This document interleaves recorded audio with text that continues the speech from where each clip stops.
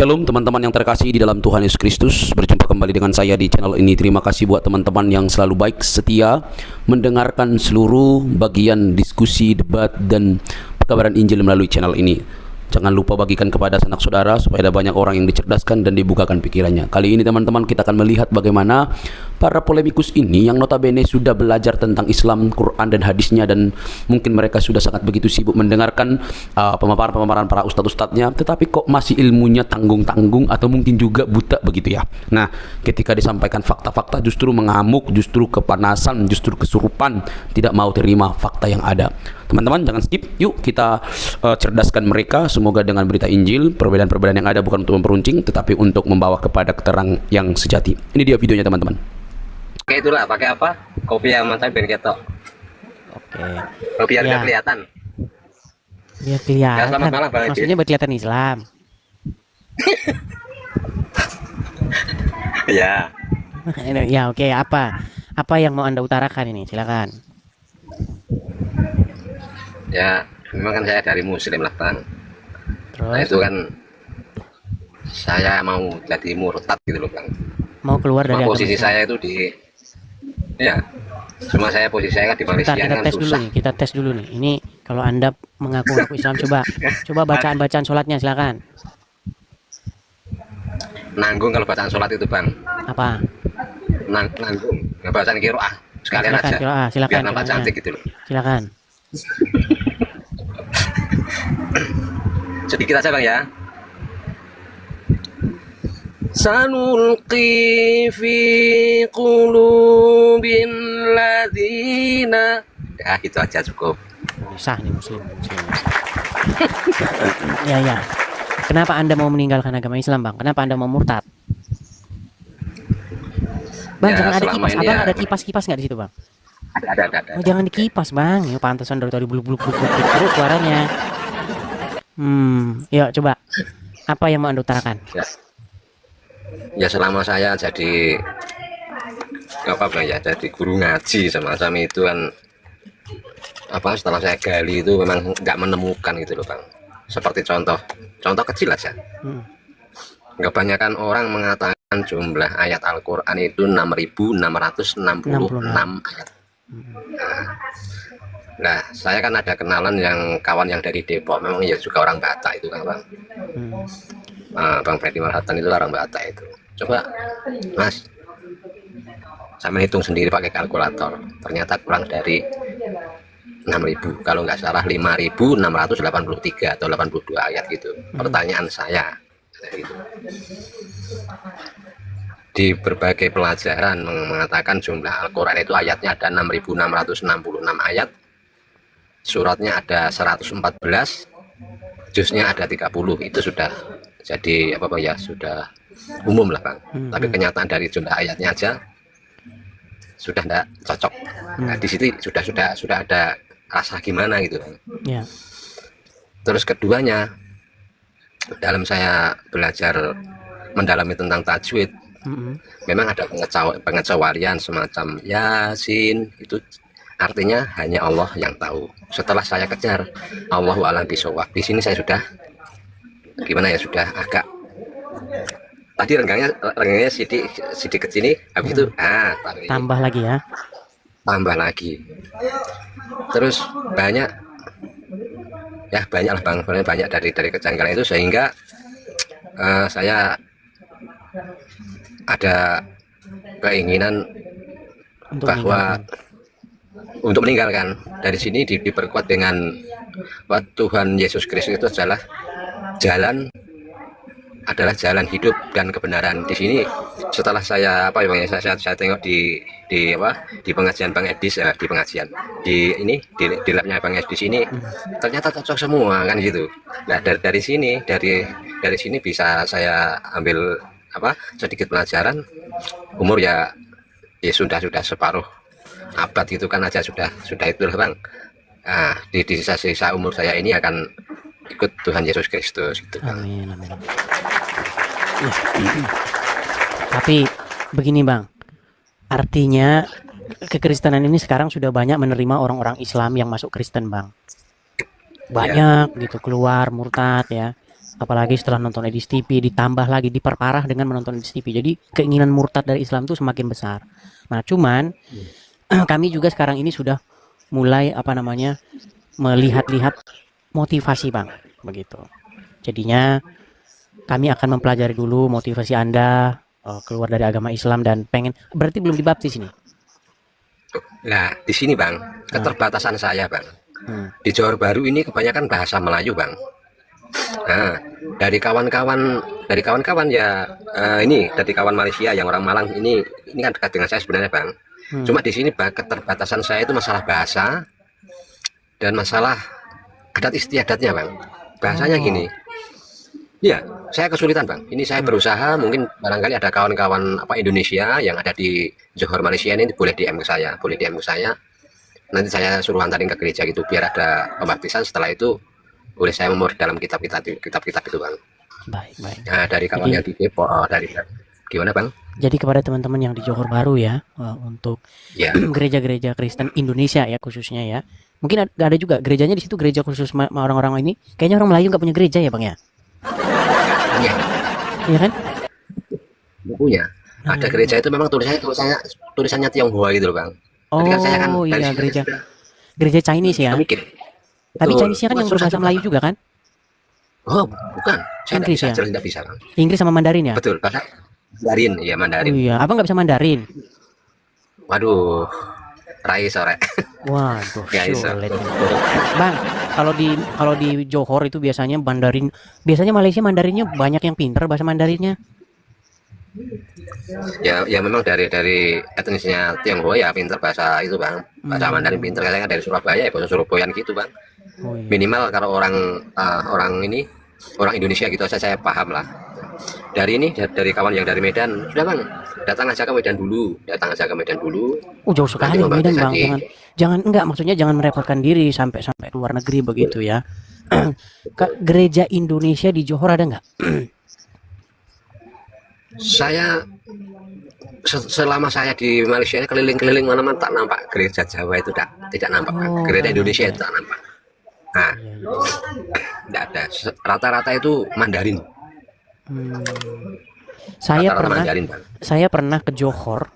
Sampai di Johor itu saya dijemput dengan teman, dia orang, kalau sukunya itu orang Dayak.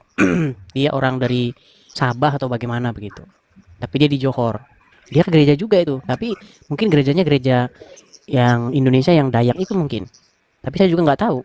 Saya soalnya nggak tanya gerejanya waktu itu. Ya makanya kan ini saya sudah menghubungi kawan yang di Pontianak, Kang Mas Eko itu sudah saya hubungi. Juga belum ada channel untuk yang kawan-kawan Kristen yang ada di Johor Baru belum ada Bang. Terus ini yang dari Indonesia itu kan bikin grup, ini saya kan bikin grup WhatsApp itu juga belum menemukan gitu Bang. Kadang-kadang saya ya apa sih kan gitu. Susah masalah kan gitu. Nah, dari sini kan dari pengalaman keyakinan saya yang lama itu kan ada kata-kata khufatu jannati bimakarin wa khufatun narul syahwat. Memang terjadi saya alami sekarang ini Bang. Gitu. Maknanya kan jalan kalau menuju kebaikan itu ibarat menarik pohon daun kelapa dari ujungnya. Tapi kalau jalan menuju ke kejelekan atau kemudorotan itu menarik pohon daun kelapa dari ujungnya, dari pangkalnya itu lebih mudah gitu Bang. Sulit memang Bang sini. Iya.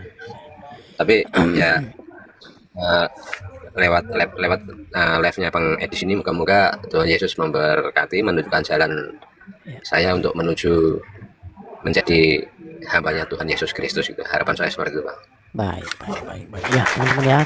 Jadi info kepada teman-teman komunitas-komunitas Kristen yang ada di Johor, terutama yang berbahasa Indonesia. Mungkin kalau bahasa Melayu juga agak sulit ya, Bang ya. Jadi teman-teman juga bisa merapat dan mengambil tindak lanjutnya begitu. Oke, mungkin hanya begitu. Ya, sementara cukup gitu aja Bang. Nanti boleh saya bantu DM sama Bang Edis lah. Oke. Terima kasih Salam, Surabaya. Shalom, selamat malam, sampai jumpa. Iya, itu teman-teman ya.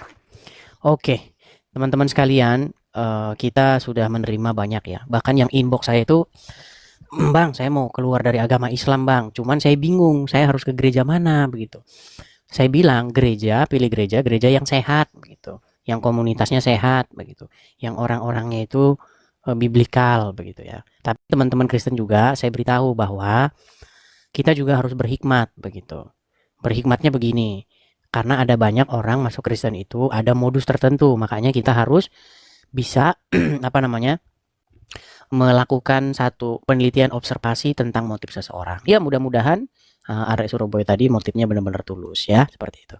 Oke, kita lanjutkan kembali ya. Kita lanjutkan kembali. Silahkan ya.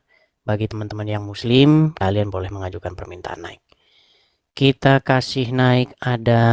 Ini dari kemarin ini ngajukan permintaan naik loh nih. Senyuman manis ini. Herman saya, tapi pria. Ya, senyuman manis. Silahkan nyalakan kamera Anda. Halo, senyuman manis. Kristen bang, Kristen kenapa mengajukan permintaan naik, Bang? Baik, mohon maaf, saya turunkan ya, saya turunkan. Untuk teman-teman Kristen sekali lagi nih teman-teman, mohon maaf nih. Ini forum nih tanya jawab Islam dan Kristen. Kecuali kalian naik itu ada hal yang penting begitu. Ada hal yang benar-benar jelas yang mau Anda bicarakan. Karena banyak Kristen naik ke sini, itu ujung-ujungnya cuman, "Bang, salam kenal ya, Bang. Semangat ya, Bang. Saya penontonmu, Bang. Saya semangat Bang. Saya dukung ya, Bang ya." Cuman gitu-gitu doang. Bukan saya sombong, enggak, teman-teman. Saya orang itu sama sekali enggak sombong. Begitu loh. Bahkan saya kalau kumpul-kumpul suka di pojokan kayak orang cacingan. Teman-teman, masalahnya kalau nanti Kristen naik nggak punya tujuan jelas, akhirnya hanya buang-buang durasi gitu loh. Ya, seperti itu. Kalaupun teman-teman memang benar-benar yang Kristen mau benar-benar support, kan sudah saya bilang caranya bagaimana? Caranya dengan memfollow, mengikuti akun asli saya. Tuh. Kemudian share kalau saya lagi siaran, lagi live, bagiin. Tuh. Atau rekam video saya yang menurut kalian tuh bagus, 1-2 menit saja, karena orang nggak mau nonton kalau panjang-panjang. Bagikan di media sosial kalian. Cuman itu saja. Kalau kalian tidak punya waktu untuk memotong video, ngedit dan lain sebagainya, posting dan lain sebagainya, bikin akun, caranya ada. Kita ada program. Programnya itu di sini pendirian Rumah Apologet, markas kita, teman-teman. Nah, kalau teman-teman mau hal yang simpel-simpel, nih, kita ada program pendirian Rumah Apologet. Mungkin di antara teman-teman juga belum banyak yang tahu, ada juga yang belum tahu ya mungkin ya. Nih saya balikin kamera saya ya. Nih, kita ada menerima kolekte atau persembahan begitu ya untuk pembangunan Rumah Apologet kita, markas Apologet kita di sini, di situ tuh yang di layar itu. Silakan teman-teman tangkap layarnya. Nanti kalau teman-teman ada berkat berlebih, teman-teman bisa support di situ. Tangkap layarnya ya. Pastikan teman-teman atas nama saya itu Edi Sidabutar. Karena banyak teman-teman akun-akun yang mengatasnamakan saya, tapi giliran mensupport bukan ke saya begitu. Ada banyak yang seperti itu. Ya. Sekali lagi nih, saya geser badan saya supaya saya tidak menutupi nih. Silakan teman-teman tangkap layarnya. Oke ya, kita lanjutkan kembali. Kita undang yang muslim-muslim kembali, kita mengadakan diskusi dengan baik ya. Tuh, judulnya itu, diskusi Islam Kristen. Oke, kita kasih naik ada... Ini Nur Fajri mau naik lagi nih. Coba, mudah-mudahan, oh ini aja, Sulaiman ya. Sulaiman Jalaluddin Ibrahim. Yuk, silakan. Sulaiman Jalaluddin. Bagi nama-namanya ini, mudah-mudahan dia seorang muslim. Ya, silakan Bang. Sulaiman Jalaluddin Ibrahim. Nyalakan kamera, Bang. Iya. Ya, Bang, apa yang mau Anda sampaikan, Bang? Selamat malam. Selamat malam juga, Bang. Ya, silakan. Abang muslim ya, Bang ya? Enggak. Ya, saya muslim. Ya, silakan, Bang. Apa yang mau Abang sampaikan? Begini loh. Pertanyaan saya di sini, saya mengutip sebuah Alkitab dan yang aneh itu gimana ya? Dikatakan di kitabmu telah lahir Tuhan, tapi kok kenapa ada kemanusiaannya, ada kedagingannya, ada kematiannya? Bukankah sudah dari lahir itu Tuhan, Des? Kenapa harus ada kemanusiaannya gitu loh? Baik, begini. Saya sudah jelaskan ini mungkin sudah ratusan kali. Saya tidak tahu apakah Anda ini baru datang ke sini atau bagaimana. Jadi Bang ya, yang dimaksud di dalam Lukas pasal yang pertama mengenai kelahiran Yesus itu, pasal kedua atau pasal pertama itu ya. Hari ini telah lahir bagimu Tuhan. Nah, kata Tuhan di situ, Bang, jangan Anda pikirkan dengan pemahaman Tuhan dalam bahasa Indonesia atau Tuhan dalam pengertian Al-Qur'an. Bukan Tuhan dalam pengertian Al-Qur'an, Tuhan dalam pengertian orang-orang awam. Telah lahir bagimu Tuhan, itu maksudnya kata Tuhan itu merujuk kepada Sang Mesias. Itu kalau Ya, bahasa. berarti Makanya ya, Bang, kalau silakan. saya ngomong tuh dengerin dulu, biar nggak capek Bang, nanti ngulang lagi. Hari Saya ini silakan. telah lahir bagimu Tuhan. Kata Tuhan itu kan bahasa Indonesia, betul? Betul. Oke, itu kan perkataan malaikat kepada para gembala. Betul nggak? Nanti nggak tahu Iya. lagi konteksnya. Kan begini, konteksnya kan telah lahir Tuhan. Tuhan Denger bukan dulu. tuh. Inilah makanya saya bilang, sudah mau, Bang, kalau abang mau belajar, saya mau ngajarin loh, kalau Anda mau belajar. Saya Ya, pengen silakan. mengajar Bible nih sama orang nih, ada 10.000 orang nih, biar saya ajarin Bible. Gini, jadi konteksnya pada waktu itu, orang-orang sedang menggembalakan ternak mereka di padang gembala. Orang-orang tersebut bukan orang-orang Indonesia, Bang. Orang-orang tersebut bukan orang Jawa, bukan orang Batak. Orang-orang tersebut adalah orang-orang Yahudi. Lalu datanglah malaikat berbicara kepada mereka, hari ini telah lahir bagimu Tuhan. Nah, kata Tuhan di situ maksudnya dipahami oleh orang-orang Yahudi itu sebagai Sang Mesias, the Messiah. Paham Betul. nggak? Pemahaman saya Mesias itu bukan Tuhan. Nah, itu pemahaman saya ya. Maksudnya Bapa di sorga begitu. Yesus Mesias itu Bapa di sorga. Ya memang bukan. Gitu loh. Jadi nggak nyambung Anda korelasikan Tuhan dengan Mesias. Itu loh, Dis. Mesias itu artinya apa? Itu artinya Mesias. Berat. Beda Mesias Bang, dengan Tuhan beda kan? begini, Anda ini sudah saya jelaskan dari tadi. Itu mereka itu bukan orang Indonesia. Jadi di situ memang nggak ada kata Tuhan.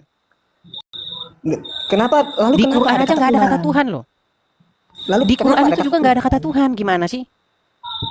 Lalu kenapa ada kata Tuhan di situ di Bibelmu? Nggak Ya ada karena kata Tuhan, ada kata terjemahan. Tuhan. Gimana? Oh, hubungan Terjemahan. seksual nggak ada kata Tuhan. Hubungannya ada kata Tuhan nyambung nggak? Ya belajar Nggak dulu lagi ya. nyambung. Belajar dulu. Nanti pening kepala saya nanti. Ya dibawa dulu. Belajar dulu sana. Belajar dulu. Ayo silakan. Saya ini mau ngajak kalian itu memahami sebuah kata di dalam Bible maupun dalam Quran. Kalau kalian benar-benar paham Tuhan itu kata yang sama dengan Tuhan, itu sama itu. Begitu loh. Bapak di sorga itu Tuhan atau Tuhan, sama. Kalau kamu tanya saya juga percaya Muhammad itu Tuhan atau Tuhan. Tuhan atau Tuhannya orang Islam. Yang orang Islam menyerahkan kepatuhan dan ketaklukannya kepadanya. Gitu. Jadi jadi Bapa di sorga itu menjadi raja di tengah-tengah Israel dengan perantaraan Sang Mesias. Sang Mesias itu yang membawa mereka kepada Bapa di sorga. Gitu loh. Kristen itu sebenarnya ya pengikut Mesias. Kristen itu bahasa Yunaninya Kristos, bahasa Ibraninya the Messiah, Mesiah gitu loh. Pengikut Sang Mesias. Sang Mesias itu title-nya juga Tuhan sama title-nya. Begitu, Bapa di sorga juga title-nya Tuhan atau Tuhan. Karena kita mengikuti, menyerahkan ketaklukan kita kepadanya. Ketika kita menyerahkan ketaklukan kita kepada sesuatu, maka orang itu menjadi Tuhan atau Tuhan kita. Contoh, kalau Muslim menyerahkan ketaklukan kepatuhannya kepada setan, maka yang jadi Tuhan, yang jadi Tuhannya itu ya si setan itu. Tapi saya jelasin sama kalian sampai berbusa-busa, kalian nggak ngerti. Ya karena memang kalian IQ-nya jongkok. Yo, silakan.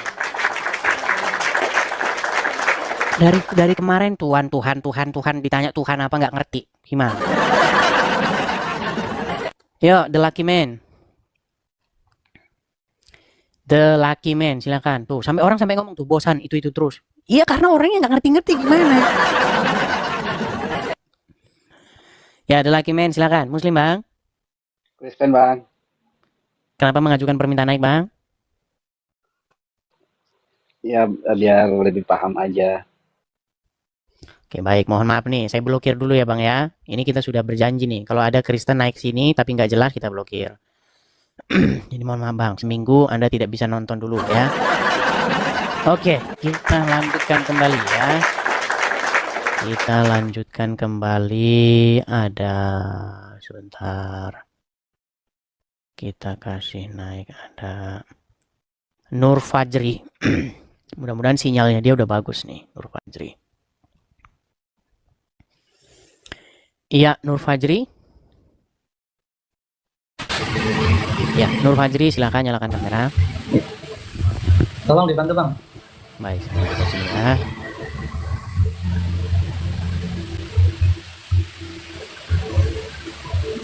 YouTube tidak live. Saya tidak live di YouTube malam ini karena saya posisi itu nggak di rumah. Posisi saya tidak sedang berada di rumah. Ya, gimana Nur Fajri? Sinyalmu sudah bagus belum? Ya. Sinyal kayaknya masih jelek apa ya? Iya, kenapa kamu maksain diri naik? Saya tuh dari kemarin penasaran gitu. Begini loh, Pengen- kalau sinyal jelek saja kamu tidak Ya, bisa ngobrol. atasi, dengerin dulu. Kalau sinyal jelek kamu tidak bisa atasi, kita nggak bisa ngobrol dengan baik. Kenapa kamu jadi Tapi ini orang udah tuh lumayan sih, ngeyel Mas Trik. gitu loh? Fajri, kalau jadi orang itu cobalah jangan keras kepala gitu loh. Perbaiki dulu sinyal kamu supaya kita bisa enggak, ngobrol. coba saya keluar dulu ya. Keluar ruangan coba. Bagus apa enggak? Bentar. Iya, bagusin dulu Saya- sinyalmu. Tuh, heran deh. Kelakuan. Bagaimana kamu mau ngobrol dengan orang yang sinyalnya putus-putus? Sakit lo kepala. Gimana? Itu persis seperti nagih utang sama temen yang nggak mau bayar. Halo, bro. Ini tanggalnya udah tiba ya, bro ya? Oh, putus-putus tadi apa? Kelakuan manusia yang tak tahu malu. Gimana? Janganlah jadi manusia seperti itu, teman-teman. Oke, kita kasih naik ada. Bentar ya. Ini ada banyak muslim, beberapa muslim di sini itu saya beritahu ya kepada muslim-muslim yang naik ke sini. Syarat kalau naik ke sini itu harus bisa menyalakan kamera. Kalau kamera tidak nyala, ya nggak saya naikkan. Percuma kalian nunggu di situ sampai besok pun nggak bakal saya naikkan. Kamera harus bisa nyala. Ya, Felix 08. Yang Kristen aja naik saya blokir, gimana? Felix 08, silakan nyalakan kamera, Bang. Felix 08. Ya, Muslim atau Kristen, Bang? Muslim. Silakan nyalakan kamera. Jangan lemes gitu, Bang. Jangan lemes.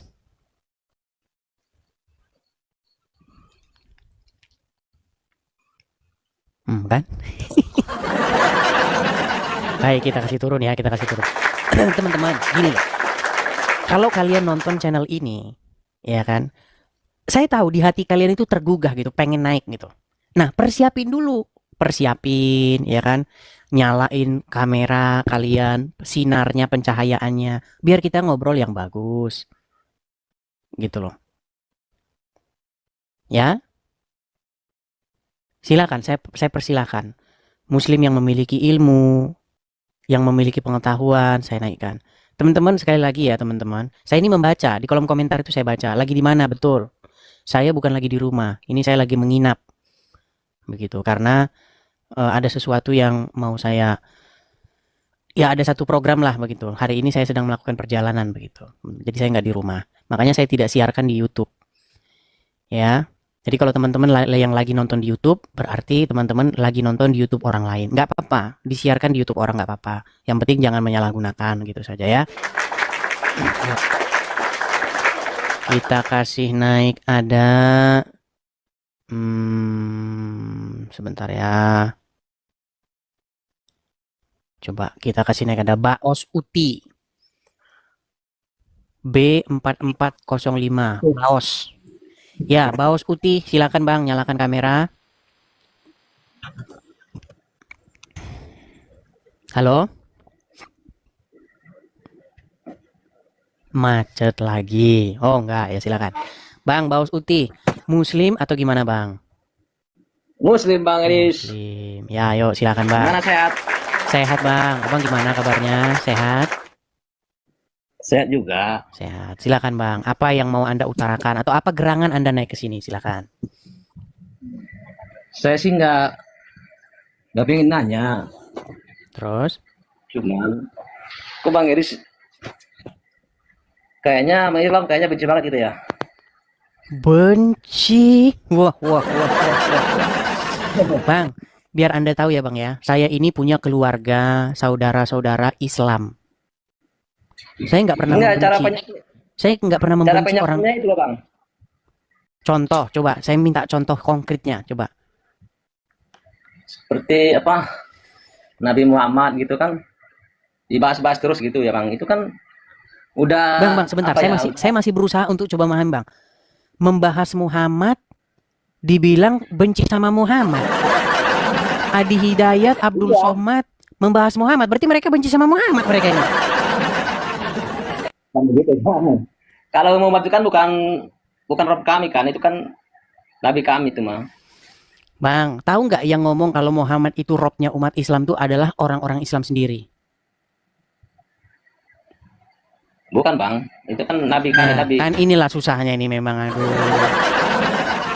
Gini, saya minta pengakuan nih.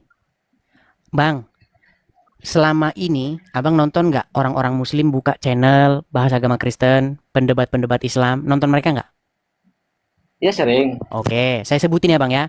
Ada Yusuf PI, kemudian ada Ar-Rashid, ada Daman Al-Mantiki, dan banyak lagi. Mereka ini mengakui Muhammad itu adalah robnya umat Islam.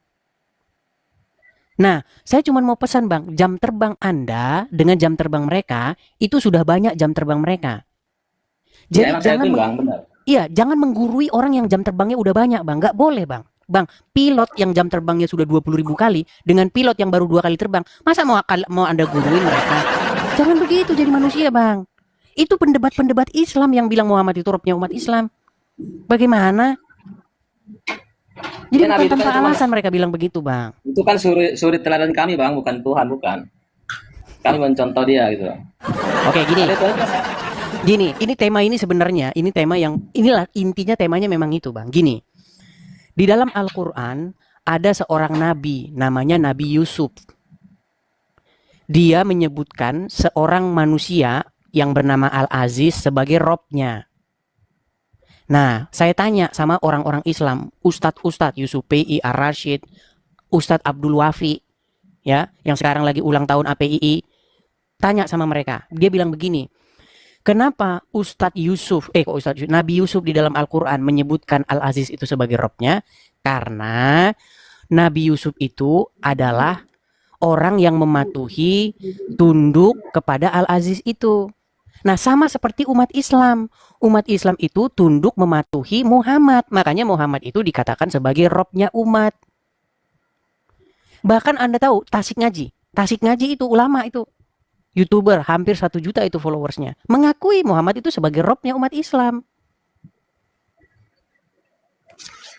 ya cuma situ aja Bang, nyampein itu aja. Kalau sih nyampein-nyampeinnya jangan terlalu kasar lah gitu. Baik, saya terima saran Anda. Cuman begini. Boleh Saya- berdebat gitu sama Islam Kristen, nggak masalah. Cuman Oke, baik begini. kalau Kalau- saya banyak juga Kristen tapi nggak pernah berdebatan kayak gitu. Iya, saya pun Bang menyampaikan ini kepada orang-orang Islam yang kerjanya itu seperti itu kepada orang-orang Kristen. Contoh nih Bang, contoh. Contoh Salah Bang misalnya, Edis, tapi nggak semua orang Islam kayak gitu, salah juga. saya juga setuju tidak semua orang Islam seperti itu. Iya. Tapi tujuan dari channel ini saya buat itu untuk menjawab orang-orang Islam yang seperti itu, Bang. Contoh, ada orang Islam naik ke sini. Dia bilang begini, baru naik dia ngomong gini. Apa fungsi nonot Yesus? Itu baru naik. Maka saya balik, Bang, apa fungsi nonot Muhammad? Benar, kalau itu salah, benar kalau begitu salah. Kalau itu salah. Loh, tapi memang seperti itu rata-rata, Bang. Mau gimana? Ya tapi nggak semua juga Bang. Betul. Makanya saya menjawab sesuai dengan orang Islam yang naik ke sini. Kalau orangnya baik, pasti saya tanggapi juga dengan baik, Bang. Begitu. Gitu ya. Gitu ya, Bang ya. Oke Bang, kasih Bang ya. Oke, sama-sama, Bang, sama-sama. Ya. Jadi teman-teman, yang membuat kan ada di dalam Al-Qur'an itu, janganlah kamu menghina sesembahan mereka, sebab nanti mereka akan menghina Allah. Itu ada ayatnya dalam Quran, tapi orang Islam banyak yang nggak percaya ayat itu. Coba, kalian pernah dengar nggak lagu itu? Apa lo tega punya Tuhan yang nempel di salib gitu? Itu lagunya siapa? Orang Islam, itu kerjanya orang Islam. Nah, tapi nanti kalau dibikin lagu tandingan, ya, lagu Nabi Mokondo begitu, langsung marah, penistaan agama. Gimana sih kalian ini orang-orang Islam? Sebenarnya kami ini orang-orang Kristen ini, para apologet ini, itu hanya ngerespon apa yang kalian perbuat. Gitu loh. Ketika kalian bikin lagu, apa lo tega punya Tuhan yang kayak gaple? Apa lo tega punya Tuhan yang nempel di salib? Saya balik, apa lo tega punya Tuhan yang berbentuk batu WC? Gimana? Apa kamu tega punya Tuhan yang bentuknya batu? Gimana sih? Terus saya bikin lagu juga. Saya kan pernah bikin lagu itu. Ada setan di hidungmu. Saya cuma bilang begini, sebenarnya kalau orang-orang Islam itu berhenti bahas agama Kristen, tidak akan pernah ada orang Kristen yang bahas-bahas agama Islam. Gitu loh. Ya, silakan ya, Islam. Kalau mau naik, silakan. Kita diskusi dengan baik. Saya ingin membangun satu perdiskusian itu yang baik, yang sehat. Itu yang ingin saya bangun. Ya, silakan. DIH. Silakan DIH. Selamat malam DIH.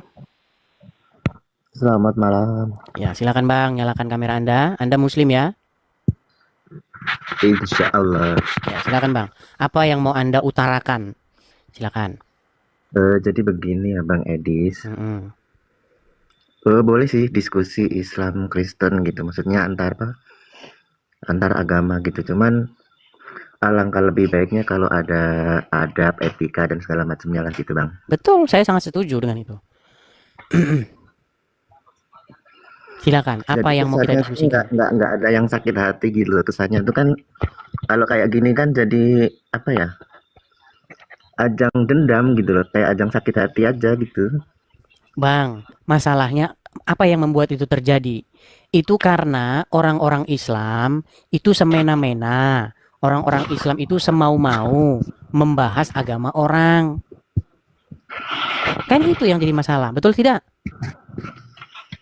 Tapi kan itu bukan dipukul rata Bang, jadi oknum lah, bisa dibilang oknum Bang. Oknum kok banyak. Saya kasih contoh ya Bang ya, saya kasih Ya, contoh. maksudnya kan nggak semua yang beragama Islam itu melakukan hal seperti itu gitu loh Bang. Masalahnya stadionnya yang nggak muat Bang, bukan masalah ini. Masalahnya stadionnya nggak muat. Abang tahu Zakir Naik? Iya pernah dengar. Oke, tahu Zakir Naik datang ke Indonesia, datang berkunjung ke berbagai kota? Iya, Pada iya. waktu itu Bang, Zakir Naik datang disambut oleh organisasi-organisasi Islam. MUI menyambut, Dewan Masjid Indonesia menyambut, Wapres menyambut, ulama-ulama AAGIM, apa semua ngumpul di situ. Yang dibahas apa Bang? Kristen. Itu yang nonton pada waktu itu 40.000 orang. Di mana kejadiannya? Di stadion di Patriot Bekasi. Itu penuh stadionnya. Jangan abang bilang itu kan cuma sebagian. Iya nggak muat stadionnya. Kalau muat datang semua orang Islam ke situ. Nah, ketika mereka membahas agama Kristen, mereka meneriakkan takbir. Allahu Akbar begitu. Apa yang dikatakan Zakir Naik? Yesus itu seorang Muslim, brother. Muhammad itu sudah dinubuatkan oleh Yesus. Yesus sendiri mengatakan akan datang nanti Nabi yang melanjutkan ajarannya. Nah, maka kami sebagai orang Kristen, Bang, merespon itu. Kami meresponnya tidak seperti cara orang Islam, Bang. Bayangin, Bang, kalau ada pendeta dari luar negeri, ya kan, seperti Zakir Naik, datang ke stadion Patriot Bekasi, bahas Quran. Apa enggak demo kalian di Monas? Makanya ada ketidakadilan, Bang. Nah, ketika seperti ini terjadi, baiklah. Saya sebagai orang Kristen, saya jawab begini. Yesus kami itu tidak menubuatkan nabi seperti Muhammad. Karena apa? Muhammad itu dalam sudut pandang kami dan dalam sudut pandang akal sehat itu nggak mungkin dia sah. Dia tidak mungkin lolos menjadi seorang nabi. Kenapa? Satu, dia kena sihir. Masa Nabi kena sihir itu gimana jalan ceritanya? Ya kan? Kemudian dia bilang begini, tanda kenabian kata dia adalah tompel. Ada berupa daging itu katanya di pundaknya. Sejak kapan bang dalam Taurat dan Injil tanda kenabian berupa tompel? Nah, ketika saya bilang begitu, marah. Tapi kalau umat muslim mengatakan Yesus adalah seorang muslim, dakwah. Itu bang. Begitu loh. Jadi kalau misalnya ada orang-orang Islam yang seperti itu, kesimpulannya kalian mengatakan dakwah. Tapi kalau Kristen mengatakan sesuatu tentang agama Islam, kalian bilang nanti memancing amarah bang, menista. Masa jadi standar ganda begitu? Coba, atau gini saja bang, apa keberatan apa atau adakah Anda temukan saya mengatakan sesuatu yang fitnah tentang agama Islam? Saya nggak mengatakan ke situ, tapi lebih ke kalau agama itu harusnya tidak membawa kebencian antar sesama, gitu aja sih. Bang, sebenarnya bang, kalau Anda belajar agama Islam, Islam mengejarkan kebencian terhadap Yahudi dan Nasrani. Ada satu hadis dikatakan begini, nanti umat muslim itu akan membunuh orang-orang Wahyudi. Sampai-sampai batu dan pohon itu ngasih tahu.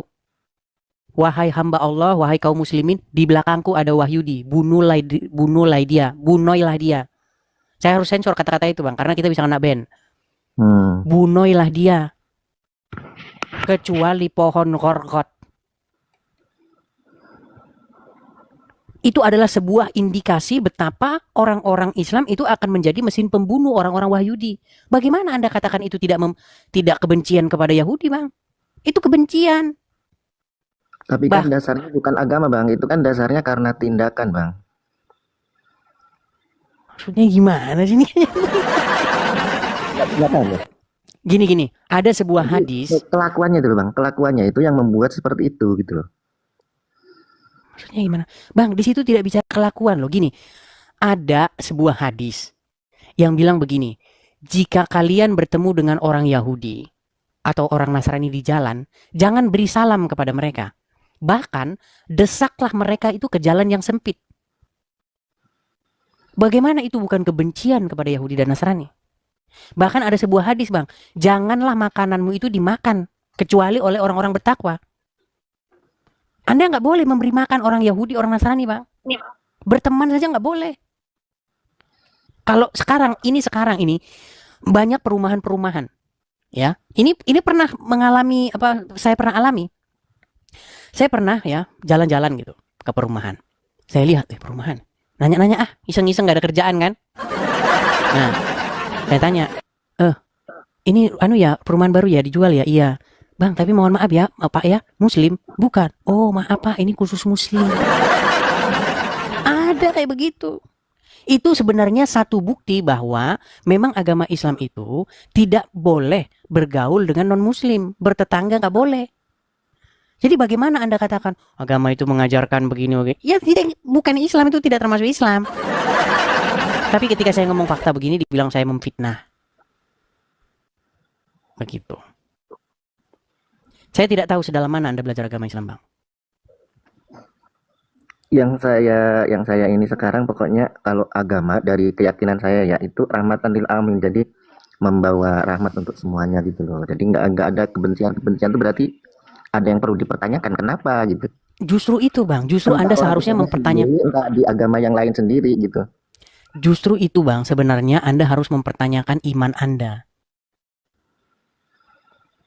Bener nggak bang, orang-orang non-Muslim itu disebut sebagai kafir? Kalau saya pribadi ya, saya nggak menyebut orang non-Muslim itu kafir. Apakah non-Muslim beriman kepada Allah dan Rasulnya? Saya nggak tahu untuk agama yang lain, saya nggak tahu, nggak belajar saya. Nah itu makanya saya bilang bang, makanya abang masih Islam. Tapi ketika saya ngomong gitu, kadang-kadang memang orang salah paham dengan omongan saya itu bang. Alasan Anda masih Islam itu karena Anda tidak belajar agama Islam, Bang. Kalau Anda sungguh-sungguh belajar agama Islam, Bang, pegang omongan saya, Bang, Anda akan segera meninggalkannya. Terkadang omongan saya terkesan berlebihan. Tapi memang itu fakta, Bang. Udah banyak Bang, orang yang arahnya nggak ke situ, Bang. Arahnya nggak ke situ. Soalnya masalah keyakinan itu nggak bisa di. ya, tapi Anda itu tidak meyakini apa-apa loh. Anda Sepertinya tidak meyakini. sampai sini. Keyakinan itu nggak bisa dilogikakan. Jadi Bang, saya tidak mengatakan keyakinan Anda udah meyakini, Bang. masing-masing gitu loh, Bang. Bagaimana Anda meyakini sesuatu yang belum Anda pelajari? Ya itu urusan pribadi masing-masing. Nah, Bang. itu kalau begitu ya ngapain kita ngobrol, Bang? Jadi begini, maksud saya itu begini, Anda itu tidak mengimani agama Islam, Bang. Anda itu mengimani apa kata ulama tentang agama Islam. Bedakan. Anda tidak beriman kepada Al-Quran dan hadis. Anda beriman kepada omongan ustadz tentang Quran dan hadis. Jadi kalau Anda dengar orang Islam itu harus mengasihi sesama, orang Islam itu harus berteman dengan sesama. Itu bukan ajaran Islam, Bang. Ajaran Islam itu tadi, perangilah dimanapun kamu jumpai mereka. Itu. Tapi ya puji Tuhan, Bang, puji Tuhan, banyak orang Islam tidak percaya Al-Quran. Begitu. Untungnya begitu, Bang. Untungnya mereka baca huruf Arab. Coba dibaca terjemahannya. Begitu. Tapi intinya gitu aja sih, Bang. Kalau misalkan diskusi Islam Kristen harusnya nggak membawa ke arah membenci satu sama lain, gitu aja sih. Iya, itu. Saya terima pesan Anda, dan saya cuma pesan kepada Anda, itu hanya perspektif Anda yang negatif terhadap saya, begitu. Sekalipun saya mengatakan fakta, ya Anda nanti akan bilang begitu. Ya Jangan itu masukan saya, jadi saya nggak mengambil. Saya terima masukan saya, Bang. Tapi saya hanya bilang sama Anda, itu hanya sudut pandang Anda yang terlalu negatif dengan saya. Begitu. Oke, gitu aja, Bang ya. Terima kasih, Bang Edis. Sama-sama, Bang DIH. Selamat malam ya, saya terima. Ya, teman-teman, sekali lagi ya, saya mengundang. Wah, terima kasih kelapanya, terima kasih. Saya mengundang teman-teman yang Islam, yang ngerti agama Islam. Coba, kalau Anda paham agama Islam, ayo kita ngobrol dengan baik, yuk. Silakan. Saya tidak pernah loh menfitnah agama Islam. Semua yang saya katakan itu ada dasarnya, ada dalilnya. Yuk. Kita kasih naik ada sebentar ya. Maret Merayu. Nama-namanya ini sangat puitis sekali nih. Maret Merayu. April? Kalau Maret Merayu, April Merana, Bang. Merana. Baik, silakan. Abang Muslim atau Kristen? KTP Islam, Bang. KTP Islam. Ada apa ini? Seolah-olah orangnya bukan Islam. Ya, ini mau tanya sih, Bang. Saya kan Sedikit dulu, Bang, gini. Kenapa Anda mengatakan KTP Islam? Seolah-olah orangnya nggak Islam. Karena saya sudah pernah bilang begini. Biarkanlah KTP Anda yang Islam. Anda jangan. karena lagi ragu sih, Bang. Mungkin ini sering lihat videonya Abang jadi makin pengen tahu gitu kan. Oke, silakan. Sebelumnya saya mau tanya dulu satu hal sih. Saya kan bingung, kan saya beberapa kali datang ke gereja-gereja tuh aliran Kristen ini macam-macam kan. Saya nggak tahu mau ikut yang mana, itu sih, Bang. Kenapa saya mutusin buat berpindah? Satu, karena saya udah sempat ngobrol sama keluarga dan dikucilkan sama keluarga. Jadi sementara saya ini benar-benar sendiri ya, karena menyampaikan untuk banyak yang ngomong tes dulu, Bang. Gini, karena di sini di sini nggak boleh ngaku-ngaku, Bang. KTP boleh. Jangan KTP boleh. Jangan KTP, nanti Apa, di ban. SIM? Nanti di ban, Bang. Nggak boleh nunjukin identitas. Silakan. Apa deh? Mau tanya apa deh? Coba bacaan sholat atau apa, silakan. Itu aja. Biar ini ya, itu doa mandi besar, karena kan jarang yang tahu sih. Silakan. Apa ya? Jadi lupa saya. Ya itu ya, gampang deh, Bang. Aku agak lupa soalnya. Silakan. A'udzubillahi minasyaitonirrajim. Bismillahirrahmanirrahim. Alhamdulillahirabbil alamin arrahmanirrahim maliki yaumiddin iyyaka na'budu wa iyyaka nasta'in ihdinas siratal mustaqim siratal ladzina an'amta 'alaihim ghairil maghdubi 'alaihim waladdallin amin. Ya, sah ini muslim ya. Ya, lanjut tadi, Bang. Alasan Anda itu yang dikucilkan tadi ya. Saya kan saat ini domisili ada di Jakarta, Bang ya. Kenapa saya pertama kali tertarik itu kebetulan kan bos saya ini kan kebetulan Nasrani. Oke. Dan beliau baik juga. Cuma mereka ini berdua kan agamanya beda gitu, Bang. Yang laki Muslim, yang perempuan Nasrani. Oke. Ya. Kebetulan saya ini sering ikut ke GBI di Senayan City. Oke. Nah, beliau juga kurang paham agama kayaknya. Jadi saya tanya beliau juga nggak dapat jawaban yang pas nih. Yang suami. Yang istri, Oh, yang Kristen yang Anda tanya. ya kalau yang Muslim nganu bang sensitif dia pasti malah saya dipecat nanti. Oke, terus. Nah, saya kan yang pertama kali saya pengen tanya itu apakah konsep Trinitas di agama Kristen itu sama kayak saya yang pelajarin saya kan 33 tahun nih bang, selama berpuluh-puluh tahun saya kenal agama Islam kan kayak Tuhan itu Esa gitu kan bang. Nah jadi tadi saya cuma yang bingung di sana. Terus kedua saya kan sempat datang ke gereja Katolik Ortodok di daerah Jakarta Barat. Itu juga Katolik sama Kristen kan beda banget antara ritualnya kan.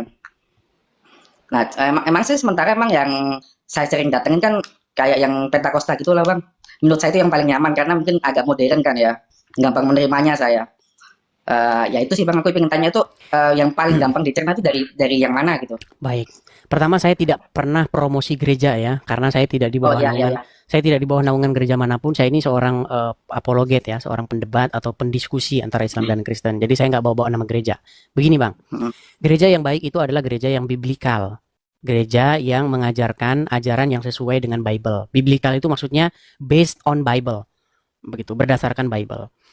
Nah, pertanyaan Anda tadi mungkin seputar apa tadi? Pentakosta, gereja Pentakosta? Iya. Soalnya kan banyak-banyak teman-teman yang bilang itu konser kamu ikut apa ibadah kok konser gitu kan. Kayak maksudnya kayak saya sering ngobrol sama teman-teman yang Muslim itu kayak dapatnya gitu loh Bang. Ibadah kok joget-joget, jingkrak-jingkrak gitu ya. Ya, gitu. Cuma dalam hati saya gitu. Baik. Sebentar ya. Ambil HP. Bentar ya. Bang, kalau misalnya nih ya, saya bisa nunjukin sama Abang Muslim yang jingkrak-jingkrak juga gimana? Oh, saya tahu Bang, saya jawab udah banyak. Tahu ternyata. Jadi kadang-kadang Bang, orang Muslim itu ngejek orang Kristen begitu. Enggak tuh. Jingkrak-jingkrak muji-muji Yesus, nyembah Yesus. Bilang aja Bang, itu juga mereka jingkrak-jingkrak muji-muji Muhammad. Iya. Iya kan? Iya. Sampai nangis-nangis ya Rasulullah. Wah, sampai nangis-nangis itu kan. Nah, jadi begini, sebenarnya ini butuh yang namanya proses belajar. Ya, satu pertanyaan Anda tadi, Bang, kenapa Tuhan itu Esa? Kok ada Trinitas? Nah, ini makanya perlu kelas khusus. Satu saat saya mau ajar yang kayak begini, Bang. Pertanyaan Anda begini, Tuhan itu Esa, betul? Betul. Esa itu apa sih, Bang? Sepengetahuan saya satu, Bang. Saya berapa? Satu. Berarti saya Esa? Enggak gitu Bang konsepnya. Nah, makanya kita itu kalau mau belajar sesuatu secara mendalam, kita itu harus ngerti maknanya itu apa sih di balik kata itu, pengertiannya gitu loh Bang. Jadi Esa itu Bang bukan satu seperti biji begitu, telur gitu jumlahnya begitu, enggak. Maksudnya misalnya satu burung begitu. Jadi burung-burung ngomongnya. Maksudnya satu di sini bukan dalam pengertian angka begitu, Bang. Jadi Esa itu kan bahasa Indonesia. Di dalam bahasa Ibrani-nya kata itu adalah ekad. Ekad itu maksudnya itu satu-satunya. Artinya tidak ada yang seperti itu gitu loh. Seperti itu, Bang. Jadi maksudnya begini. Nah, kata Tuhan di situ di dalam Bible itu kan ada Shema ya. Shema Yisrael Adonai Eloheinu Adonai Echad. Nah, kata Adonai itu kalau kita cek dalam terjemahan itu diterjemahkan jadi Lord. Kalau dalam terjemahan bahasa Indonesia, Alkitab bahasa Indonesia itu diterjemahkan jadi Tuhan tapi hurufnya besar semua. T-nya besar, U-nya besar, H-nya besar, A-nya besar, N-nya besar. Nah, jadi dikatakan Tuhan atau Adonai atau bahasa aslinya itu YHWH itu, dia itu Echad atau Esa.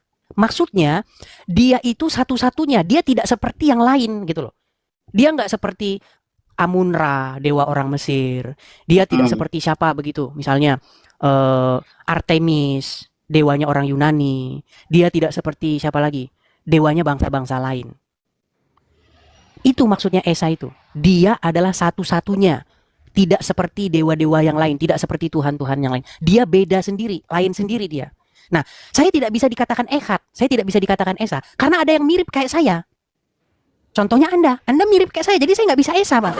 Saya nggak bisa dikatakan Echad, karena ada yang seperti saya, gitu. Nah, kata Esa atau Tuhan itu Esa, Adonai atau Yahweh atau Yehova itu Esa, tidak ada yang mirip kayak dia. Begitu maksudnya. Nah, jadi di dalam iman kekristenan, Yahweh atau Yehova ini, atau Bapa di surga ini, dia itu tidak seperti dewa-dewa lain. Nah, dia ini menyatakan keberadaannya, menyatakan bahwa dia itu benar-benar real ada dengan tanda-tanda dan mujizat. Nah, pusat pernyataannya, ya, pusatnya yang paling besar itu dinyatakan dengan cara dia mengutus anaknya yang tunggal, yaitu Yesus. Itu adalah penyataan dia yang paling tinggi dengan cara mengutus firman-Nya menjadi manusia, namanya Yesus. Dan Yesus mengutus Roh Kudus. Nah, sekarang hubungan antara Bapa di surga dengan anaknya, dengan Roh Kudusnya itu satu. Gitu Bang. Jadi kami percaya bahwa Bapa, Anak, dan Roh Kudus itu satu. Satu dalam pengertian bukan berarti Yesus itu adalah Bapa itu sendiri, tidak.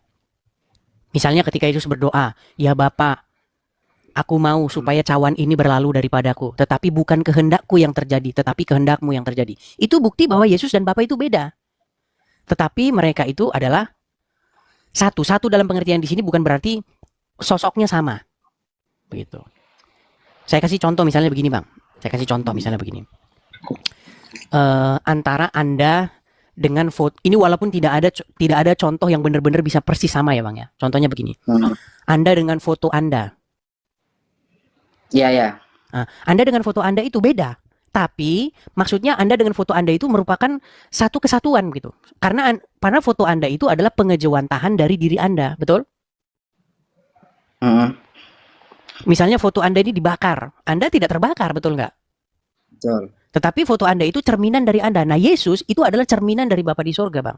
Makanya ketika kita mengikuti Yesus, itu sebenarnya sama saja dengan mengikuti Bapa di surga. Begitu. Ketika kita percaya kepada Yesus, sama saja dengan percaya kepada Bapa di surga. Jadi Yesus itu adalah penyataan diri dari Bapa di surga yang tidak terlihat itu. Bapa di surga yang begitu besar, tidak terlampau akal dan pikiran kita, begitu. Bagaimana Bapa di surga itu menjadi raja di tengah-tengah umat manusia? Ya dengan perantaraan Sang Firman itu, dengan perantaraan Yesus. Begitu, Bang. Sama satu tanya lagi sih, Bang.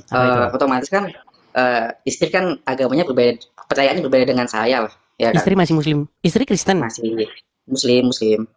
Oke. Saya kan nggak mau untuk memaksa, atau misalnya kalau saya ke gereja tiap hari Minggu kan nggak mungkin maksa dia buat ikut kan. Maksudnya kayak ya udahlah, masalah kepercayaan sendiri-sendiri kan. Gimana sih, mungkin Abang ada konsep atau ada cara yang mungkin di rumah tangga kita harusnya tetap damai lah, walaupun kepercayaan kita berbeda gitu. Ya begini saja, Bang. Mungkin kadang-kadang kita itu dengan kata-kata, ya jangan dengan kata-kata, tapi dengan tingkah perbuatan, Bang. Perbuatan kita menjadi nyata begitu.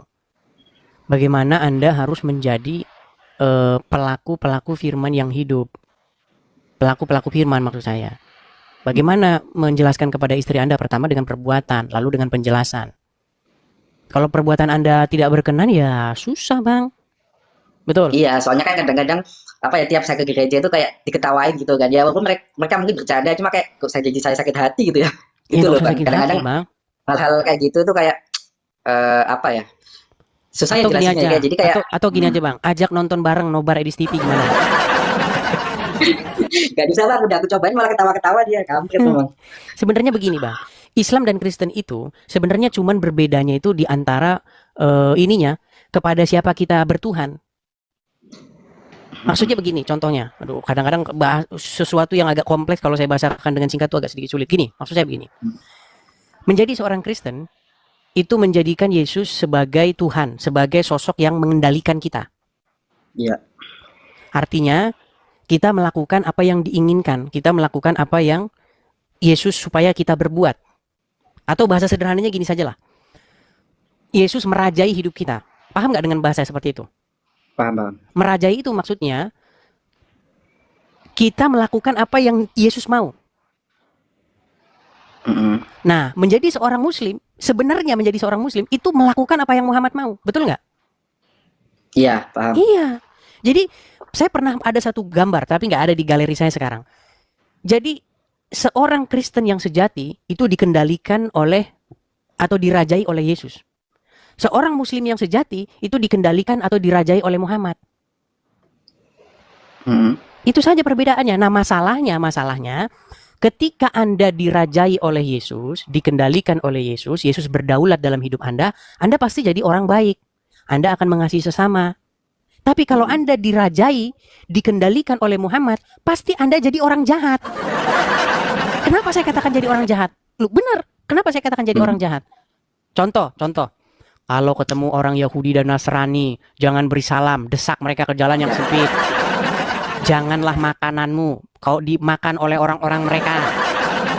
Bayangin tuh, Bang. Itu kalau Muhammad mengendalikan hidup kita. Masih mending cuman itu. Nanti kita minum kencing onta. Tapi itu betulan, Bang. Orang yang pergi ke Arab minumin kencing itu karena dirinya itu dirajai oleh Muhammad. Kalau nggak dirajai oleh Muhammad, mana mungkin dia minum air kencing ke Arab sana?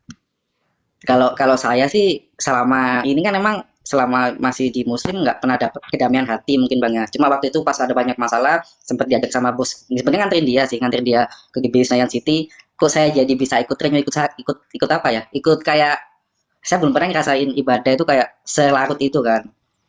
Baru saya pelajari dan kemudian tambah lama tambah nyaman gitu. Iya. Pokoknya intinya kayak gitu kok Bang. Kalau saya udah menghabiskan waktu kurang lebih 13 tahun mempelajari Islam dan mempelajari Kristen. Kristen itu berbicara tentang bagaimana Bapa di surga, Adonai tadi itu, Yahweh itu tadi, Yehova, Bapa di surga itu, menjadi pengendali kita. Nah, bagaimana dia mengendalikan kita? Caranya, firman-Nya yang harus mengendalikan kita. Kita harus patuh sama Yesus. Nah, bagaimana cara kita patuh sama Yesus? Kita juga harus patuh sama Roh Kudus. Roh Tuhan itu. Ketika Roh Tuhan itu mengendalikan hidup seseorang, itu sebenarnya adalah bentuk Yesus dan Bapa di surga mengendalikan. Makanya Bapa di surga, Yesus dan Roh Kudus itu satu. Seperti itu. Itu inti kekristenan. Supaya Bapa di surga memerintah dengan perantaraan Yesus, supaya Roh Kudus memerintah juga dalam hidup kita. Nah, Islam itu berbicara mengenai bagaimana Allah memerintah di hidup seorang Muslim dengan perantaraan Muhammad. Makanya Muslim nggak bisa patuh sama Allah kalau nggak patuh sama Muhammad. Gimana caranya matuhin Allah? Kan ya matuhin Muhammad, gitu loh. Coba apa bisa Muslim taat sama Allah tanpa taat sama Muhammad? Ya nggak bisa. Nggak bisa. Nggak bisa. Makanya di dalam Al-Quran, makanya di masjid itu ada Allah, ada Muhammadnya. Samping Allah, sampingnya Muhammad. Gitu. Atiullah wa atiur Rasul. Ya kan? Taatlah Allah dan Rasulnya. Selalu itu. Seperti itu. Dan Tuhan Yesus juga berkata begitu. Percayalah kepada Bapa dan percayalah juga kepadaku. Begitu. Karena aku dan Bapa adalah satu. Barang siapa melihat anak, dia telah melihat Bapa. Barang siapa telah melihat aku, ia telah melihat dia yang mengutus aku. Karena Yesus itu adalah gambar dari Bapa yang tidak terlihat itu. Begitu loh Bang. Sama ini Bang, satu terakhir sih yang aku mau tanyakan. Yang aku baca-baca kan kitab Injil itu tiap negara atau tiap area itu kan ayatnya berbeda-beda nih. Yang harus dipelajarin tuh yang gimana sih Bang? Ya namanya terjemahan Bang. Jadi namanya terjemahan pastilah berbeda. Karena bahasa orang kan beda-beda. Nah bagaimana kita mau mempelajari dengan baik? Ya kita memang kembali ke bahasa aslinya. Pengertian dalam bahasa aslinya Bang. Begitu. Makanya kita bandingkan berbagai macam terjemahan. Seperti kata Esa tadi kan. Banyak orang bilang Esa satu. Berarti saya juga Esa. Kalau cuma satu mah. Coba ada nggak Edis TV yang lain? Seorang Edis yang tanggal lahirnya sekian-sekian yang orangnya begini. Nggak ada. Cuma saya di dunia ini. Bukan begitu maksudnya Esa gitu. Esa itu maksudnya satu-satunya gitu loh. Dan tidak ada yang seperti dia gitu. Seperti itu Bang. Oke, paham Bang. Thank you. Intinya yang mau saya sampaikan sama Abang, jangan tunda-tunda. Artinya begini, manusia ini di dalam hatinya itu ada ruang. Di mana di dalam hatinya itu ada ruang supaya siapa yang memerintah di situ. Baiklah yang memerintah di situ adalah Bapa di surga. Dengan cara kita harus mengundang Yesus juga datang ke hidup kita. Dengan cara kita juga harus mengundang Roh Kudus juga, begitu. Jadi bukan hanya kepada Anda saja, tapi kepada setiap orang yang nonton ini. Supaya baiklah Bapa di surga memerintah di hidup kita. Dengan cara bagaimana kita menerima Yesus sebagai Tuhan dan menerima Roh Kudus juga supaya tinggal di hati kita. Maka dengan demikian Tuhan menjadi raja atas diri kita. Seperti itu. Jangan Muhammad yang jadi raja dan Tuhan kita, Bang. Kalau Muhammad nanti yang jadi raja, jadi Tuhan, jadi Tuhan di dalam hidup kita, akhirnya kita jadi seperti itu. Seperti itu. Baik, Bang. Oke, gitu aja ya. Ya, thank you. Oke, terima kasih Bang. Maret merayu, April merana.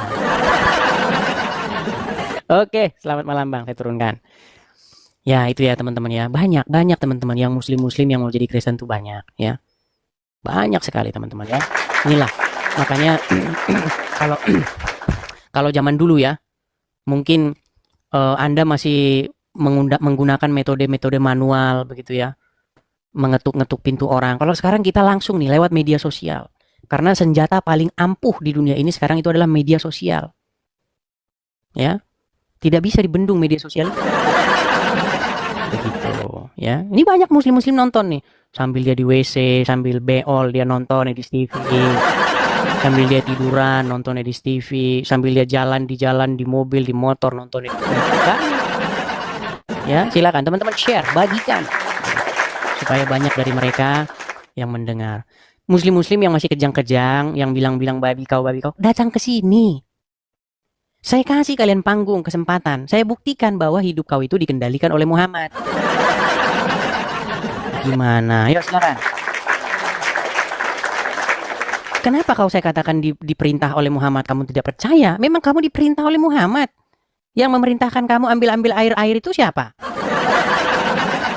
Hirup-hirup air. Begitu. Itu siapa? Ya Muhammad yang bikin kamu begitu. Gimana? Silakan, Dana Jaya. Nyalakan kamera Anda. Dana Jaya. Halo ya Bang. Ya, Muslim Bang. Bukan, aku Hindu Bang, dari Bali.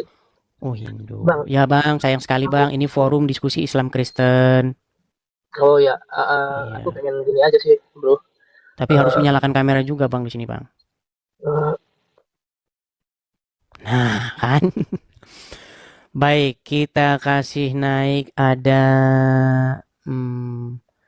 ini ada Muslim, tapi ini apakah bisa menyalakan kamera? Saya tes dulu ya. Karena followersnya baru, pengikutnya ini baru 380. Kadang-kadang udah bisa, coba. Rian Batubara. Rehan. Oh, ya. Rehan Batubara, silakan Bang nyalakan kamera Bang Rehan. Oh bisa Bang nyalakan kamera. Muslim ya Bang ya? Muslim Bang, Muslim. Silakan Bang nyalakan kamera yuk. Tidak bisa Bang, saya lagi merokok. Saya lagi merokok Bang. Ya merokoknya dihentikan dulu Bang. Rokoknya dihentikan dulu. Kan tidak merokok 5 menit nggak meninggal kan Bang? Nah. Oke. Rehan Batubara. Muslim ya Bang ya? Muslim Bang, Muslim. Kayaknya ini sama dengan marganya Abdul Somad, betul? Ya. Iya, Abdul Somad itu juga Batubara kalau nggak salah.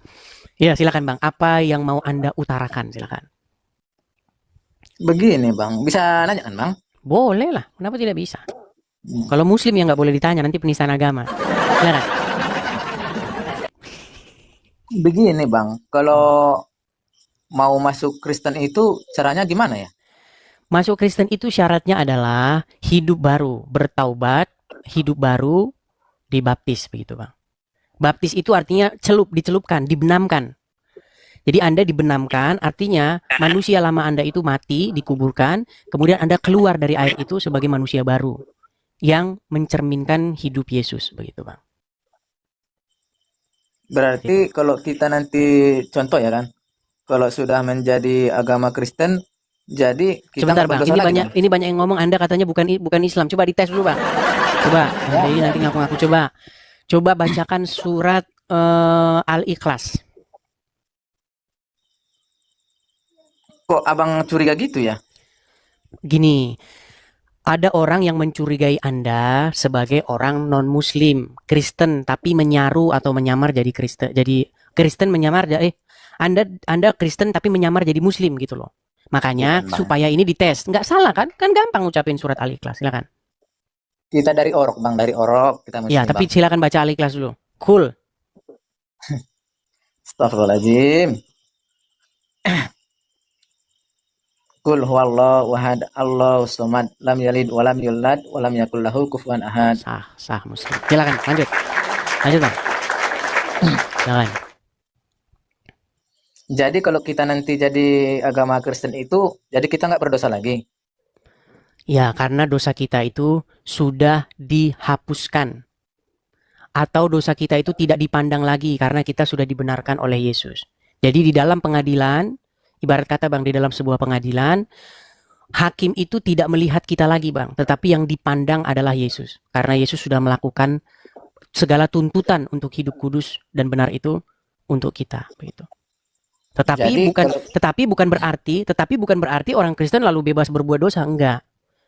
Ingat bahwa menjadi Kristen artinya menjadi milik Yesus. Nah, ketika menjadi milik Yesus, maka seseorang itu melakukan apa yang Yesus mau. Gitu Bang. Saya kira kalau sudah masuk Kristen, yang ke depan-depannya itu bisa mau berbuat apa saja. Nah, itu kalau kan masuk Islam Bang. Itu kalau masuk Islam. Balik. Bang.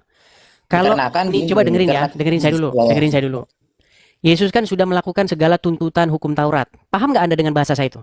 Segala tuntutan hukum Taurat. Nggak paham juga. Nggak paham. Baik, saya jelasin. Hukum Taurat itu menuntut seseorang itu harus hidup sesuai dengan hukum Taurat itu. Jangan mencuri, jangan berzina, jangan bersaksi dusta tentang sesamamu, ya kan? Dan seterusnya dan seterusnya. Segala tuntutan itu harus dipenuhi. Baru Anda bisa masuk ke dalam hidup yang kekal. Ada nggak orang yang sanggup melakukan itu? Nggak ada. Nggak ada. Termasuk Muhammad Bang. Muhammad pun nggak sanggup melakukan hukum Taurat itu karena dia berbohong. Ya, satu-satunya orang yang bisa melakukan segala tuntutan hukum Taurat itu adalah Yesus. Nah, makanya di dalam Bible dikatakan karena satu perbuatan dosa Adam yang pertama, maka semua manusia mendapatkan penghukuman. Nah, keadilan Tuhan itu adalah karena satu perbuatan kebenaran juga ya yang dilakukan oleh Yesus. Adam yang kedua, maka setiap orang mendapatkan pengampunan atau kebenaran. Nah, jadi Bang, kami yang Kristen ini ya, kami tidak dituntut lagi. Apa itu Bang? Coba dibisukan dulu. Bang, ada yang telepon, sabar Bang ya. Saya udah ditelepon Abdul Somad kan? Coba dibisukan dulu. Jangan pergi Bang. Udah macet.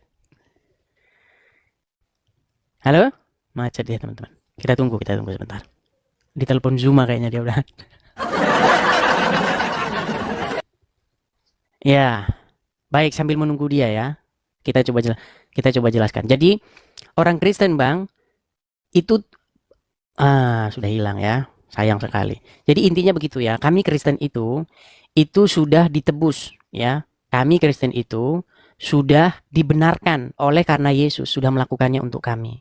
Nah, tetapi bukan berarti orang Kristen lalu bebas berbuat dosa, tidak. Justru ketika menjadi milik Yesus, maka seseorang itu melakukan apa yang Yesus mau. Begitu ya. Nah, kalau Anda katakan tadi, saya pikir dengan menjadi Kristen nanti dosa kedepannya nanti ini jadi bebas berbuat dosa. Itu Islam.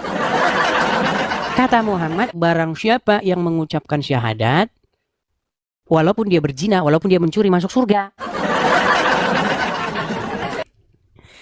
Ya, ayo silakan.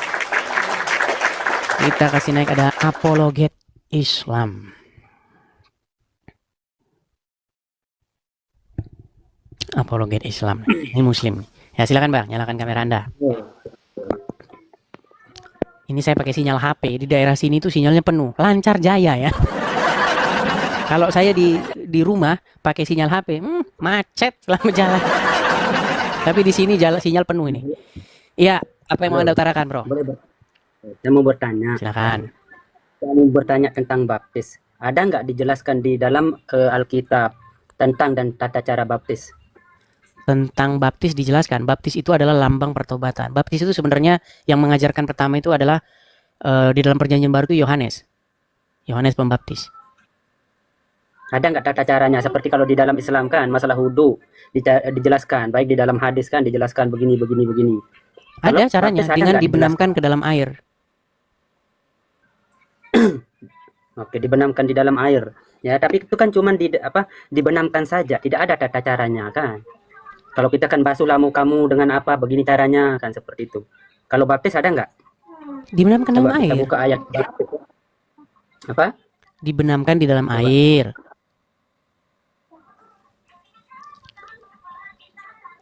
dibenamkan saja.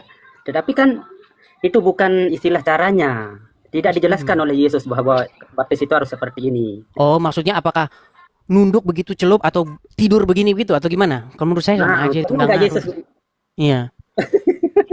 Oh, enggak ngaruh. Berarti Iya. yang penting apa? Yang penting caranya aja gitu. Walaupun Yang enggak ada penting itu caranya. adalah bertaubatannya. Kalau Kristen itu nggak penting bang ritual-ritual. Kalau Islam kan salah dikit nanti. Kalau nggak begini, oh gini. Kalau nggak gini nanti nggak diterima sama Allah. Ini harus begini. Ya, makanya begini soalnya kan. Kayak begini. Bang, coba dengerin dulu. Supaya Saya jelasin. Gini. Tenang dulu, coba. Kalau kami kemarin sudah naik ke sini, tapi orangnya nggak mau dengar. Dengerin ya, dengerin. Ini saya kasih gambar bagus.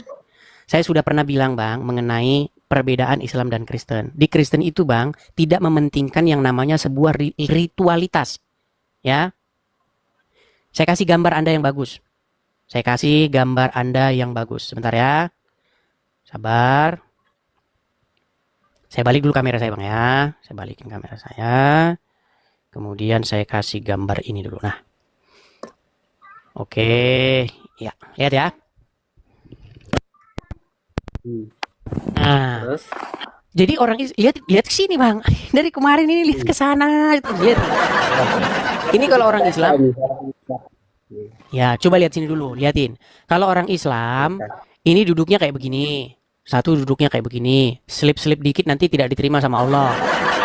Nah, Anda tadi kan bertanya kepada saya, bagaimana tata cara baptis? Apakah dia ditidurin begitu atau dicelupin? Saya bilang, Bang, sama aja. Karena yang penting itu adalah pertaubatan. Setelah dia dibaptis, dia hidup baru. Dia hidup dengan meninggalkan hidup lamanya. Bukan bagaimana cara dia dicelup. Mau dicelup dia tengkurap, mau dia guling, mau dia kepalanya di bawah. Nggak masalah. Begini bang, yang penting itu adalah apa yang terjadi setelah dia pembaptisan. Karena kami bukan seperti orang muslim. Kalau muslim lihat nih. Ini salah-salah duduk, selip-selip dikit, tidak diterima sama Allah. Makanya saya bilang bang, Tuhan di dalam Bible melihat hati. Tuhan di dalam Quran melihat kaki. Kok Anda memaksakan diri harus seperti Islam? Jangan begitu. Kenapa Anda memaksakan diri Anda seperti Islam? Sungguh nekat yang nyata. Kita tidak kena dengan ayat Alkitab yang mengatakan bahwa ibadah yang kau lakukan adalah perintah dari manusia. Karena apa? Kalau memang tidak ada caranya di sana, berarti yang kita lakukan itu adalah tata cara manusia. Ya itu, ada ayat yang tata cara mengatakan. manusia itu yang seperti Anda tadi, yang kakinya begini-begini, terus tangannya begini-begini. Itu tadi itu yang tata cara manusia itu gimana? Itu bukan ketentuannya, itu baik di dalam hadis ya ada ketentuannya. Nah, Baik. sekarang pertanyaan saya. Tenang dulu, satu-satu Sama enggak? dulu, kita kelarin dulu. Saya sudah pernah bilang, dengerin bang. Orang ke gereja, ada yang pakai sendal, ada yang pakai sepatu, ada yang nggak pakai sendal, nggak pakai sepatu. Coba bang, di gereja kita itu membawa hati kita. Supaya apa? Supaya kita itu hidupnya itu terkoneksi. Supaya Tuhan itu betul-betul connect dengan hati kita. Nah, di dalam agama Islam, yang terpenting itu apa? Cuci-cuci tangan. Cuci-cuci. Cuma itu aja. Bang, gini, sebentar dulu, biar Anda paham. Jangan Anda membawa pemahaman dalam Islam itu, lalu Anda bikinkan ke kami seolah-olah itu tolak ukur kebenarannya. Itu salah pikir Anda. Aneh-aneh saja Anda ini. Masa Anda mengukur kebenaran dari Islam? Oke, silakan. Begini, kan Anda, saya tanya, sama enggak pembaptisan orang Yahudi dengan orang Kristen? Sama baptisan orang Yahudi dengan orang Kristen. Baptisan orang Yahudi emang gimana? Oh, berarti nggak tahu ya? Ya, saya mau tanya sama Anda, baptisan Yahudi emang gimana? Ya, kan ini akar daripada ajaran Kristen itu adalah Yahudi. Sekarang saya tanya dulu, sama nggak cara baptisnya orang Kristen dengan orang Yahudi itu? Ya nggak sama lah. Orang Yahudi yang tidak percaya Yesus, ya mereka nggak dibaptis gimana? Orang Yahudi yang percaya Yesus ya dibaptis. Ini ada ini ya. Baik, saya jawab. Baik, saya jawab. Oke, silakan. Suatu kali ahli-ahli Taurat pernah diutus untuk datang kepada Tuhan Yesus. Mereka mempertanyakan tentang kapasitas, apakah Yesus itu adalah Sang Mesias? Katakanlah, apakah engkau nabi yang akan datang? Tetapi apa yang Yesus jawab? Yesus bertanya dulu dengan mereka. Saya mau tanya sama kalian. Baptisan Yohanes itu datangnya dari mana? Apakah dari manusia atau dari mana? Sehingga mereka berunding. Kalau kita katakan nanti dari manusia, orang-orang di sini nanti ngelemparin kita ini. Kalau kita katakan dari Tuhan, kenapa kita nggak percaya nih? Dengar, orang-orang Yahudi yang tidak percaya dengan Yesus yang nggak dibaptis, tapi yang dipercaya dibaptis. Itu jawaban saya tentang bagaimana baptis Yahudi. Tapi begini, saya mau tanya sama Anda sesuatu. Anda tadi sudah tanya tentang baptis ya. Maka Anda kan apologetnya, harusnya Anda boleh ditanya balik. Lalu bagaimana dengan baptisan Allah? Oke, lalu bagaimana dengan baptisan Allah? Oke. Ada data nggak? Baik. Di dalam Quran surat Al-Baqarah. Bentar ya. Skor berapa? Sabar. Di dalam Quran surat Al-Baqarah ayat 138, Bang. Di situ baptis. Memang orang Islam takut menerjemahin itu baptis, nanti murtad semua. Makanya nggak diterjemahin. Al-Baqarah 138. Iya, 138. Ya, silakan dibaca. Oke, ya. Sibgah Allah, dan siapakah yang lebih baik sibgahnya daripada Allah, dan hanya kepadanya lah kami menyembah. Apa itu sibgah itu? Ya. Tahu nggak asbabun nuzulnya dulu ini? Jangan apa asbabun nuzul dulu. Sibgah itu apa? Karena bukan bahasa kita itu, nggak ngerti sibgah itu apa. Sibgah itu ada celupan. Ya, celupan. Oke, celupan. Bisa lihat translation terjemahan bahasa Inggrisnya nggak? Oke, kita buka ya. Al-Baqarah 138 baru terjemahan bahasa Inggris. Ya, bisa ya. Sibgah di sini. Sibgah ya. Celupan, betul nggak? Benar, celupan artinya. Iya, benar, kenapa umat muslim nggak dicelup? Cuman cuci. Iya, tapi maksudnya di sini kita tidak pernah diperintahkan untuk sibgah itu, karena asbabun nuzul daripada sibgah ini. Tenang bang, jangan bicara asbabun nuzul dulu. Kita bicara pengertian sibgah dulu. Sibgah kan dicelupkan, betul? Iya. Orang Kristen dicelupkan nggak dalam air? Tidak, kalau Yesus itu tidak dicelupkan, dia nyelam sendiri. Iya, artinya dia nyelam dalam air, betul? Iya, tapi tidak dicelamkan. Berarti Yesus melakukan sibgah nggak? Ya, dia melakukan. Iya, orang-orang Kristen melakukan sibgah nggak? Tidak gini. Kristen berat itu dia. Aduh, sampai batuk saya kan. Gini, sibgah artinya celup, betul? Iya, celup. Nah, baptis artinya celup, betul? Ya, benar. Nah, terus sekarang saya mau tanya, bagaimana orang Islam disibgah? Tidak ada perintahnya untuk sibgah orang Islam. Itu sebab saya mengatakan asbabun nuzul daripada itu. Karena dulu ada orang Nasrani, itulah asbabun nuzul daripada sibgah ini. Ya? Coba jelaskan kepada saya. Oke, kita tunjukkan ya asbabun nuzulnya gitu baru. Ya, karena saya apologi, saya senang pakai data ya. Oke. Keberagaman di sini ya, keberagaman dan keimanan seperti yang diajarkan oleh Nabi Ibrahim itu merupakan sibgah atau celupan Allah. Siapa yang lebih baik dan kepada menyembah, kata celupan pada ayat ini mengandung arti keimanan ya. Keimanan kepada Allah yang tidak disertai kemusyrikan sedikit pun. Makna ini ditegaskan oleh perkataan dan hanya kepada malah ngomong bahasan ulama. Bang, saya tidak tanya bahasan ulama, Bang. Saya tanya, Bang, Al-Quran lengkap nggak sih? Lengkap. Jelas nggak Al-Quran itu? Mana yang lebih baik? Ya, kan? Penjelasan Quran atau mana yang lebih baik? Ayat Al-Quran atau penjelasan orang tentang Al-Quran? Ya, kalau masalah penjelasan kan itu. Bang, coba jawab pertanyaan saya dulu. Pertanyaan saya simpel nih. Mana yang lebih baik? Penjelasan orang tentang Al-Quran atau Al-Quran itu sendiri? Al-Quran itu tidak bisa menjelaskan dirinya sendiri. Berarti Al-Quran Al-Quran tidak mampu menjelaskan dirinya sendiri. Iya, karena ada yang mukamat, ada yang subahat. Tidak dijelaskan di dalam surah Ibrahim ya kalau nggak salah, bahwa Al-Quran itu ada yang mukamat dan ada yang subahat. Ya sudah. Di situ ada sibgah kan? Iya benar, ada sibgah. Ada celupan Allah kan? Iya benar. Oke, siapa yang dicelupkan Allah?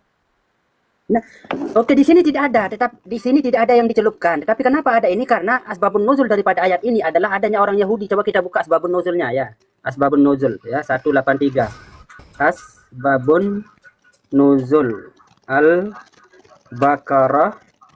183. Ya, kita pakai ya.